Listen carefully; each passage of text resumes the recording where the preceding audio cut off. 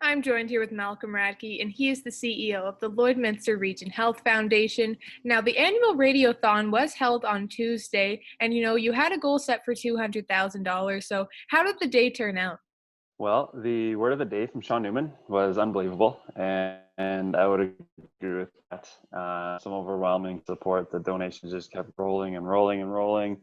Well after 7 p.m., we cracked our goal of 200,000 pretty early in the day before 4 p.m. and realized pretty quickly we were going to have to figure out the next stretch target. And yeah, Mikey ran his heart out and he didn't stop. So he kept getting pledges and the donations, the email notices were just pouring in and it was incredible. We ended up cracking 300 with basically 2 minutes to go. So unbelievable support and just we're overwhelmed and totally grateful. And what does it mean to you to see the amount of support you did receive from the community? Well, the important thing is the next morning we got to make some really great phone calls with the local care home managers and the local hospital manager and basically say, let's go for all the bells and whistles, everything on your Christmas wish list. The community came through for you guys, and there's a couple projects that are actually ready to go in relatively short order. The visitor lounges that we were proposing in each of their care homes. It sounds like actually continuing care is working with public health on that, and there might be a way to do that really quickly despite the lockdown measures. So that's really exciting. And then yeah, some of the other things like the tablets and the portable oxygen machines we can get purchased right away. And each of the facilities, for sanitization, they're not even allowed to decorate inside. So our plan is to spend a bit of money on some outdoor decorations and just totally deck the halls, so to speak, in some of the outdoor courtyards in those care homes. So yeah, just lots of exciting, really feel good stories for all those isolated, lonely seniors. And this year has been hard, and giving back to seniors, like you mentioned, and those in need must be something that you're proud that you could do and that the community would step forward for. Absolutely, yeah. Some really gut-wrenching stories were told throughout the day. You had Sarah Scott on. She works in some of the care homes. You had Tony Reddix, the senior respiratory therapist at the hospital, and then Nicole Denny, a nurse in the hospital that wanted to buy a present for every hospital patient that comes through over the holiday season.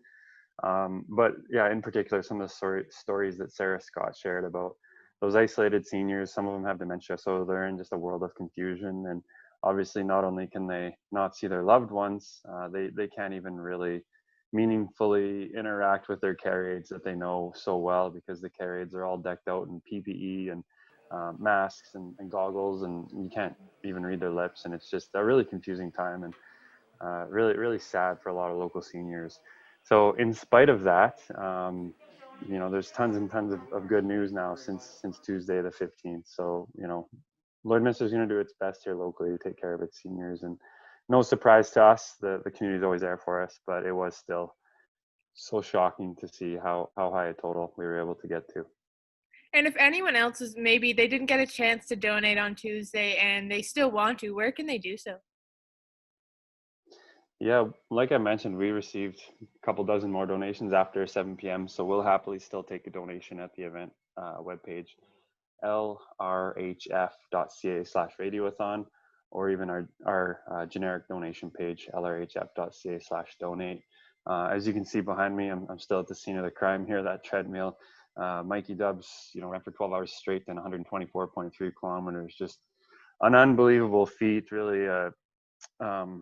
A high performance athlete in terms of this long distance running, and we didn't appreciate what he was capable of until the day of, and it was just totally magical. He really stretched out for us. So if you know Mikey, you can also pledge to him. There is a pledge form on that page as well, and a lot of people did $1 or $2 per kilometer, and at the end of the day, Mikey ended up reaching almost $30,000 for us. So that was unbelievable in itself. I want to add a huge thanks to Stingray and Real Country and the whole team over there.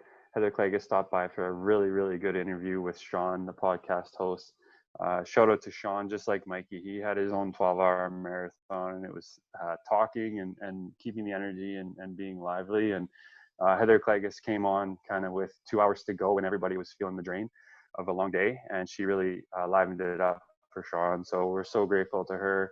Obviously, Jasmine, you were there throughout the day, and thank you to you for the coverage as well and running those stories beforehand. you guys are great, and we're just so appreciative. And yeah, Merry Christmas to you and yours. Merry Christmas to you as well. Thank you for joining us today, Malcolm.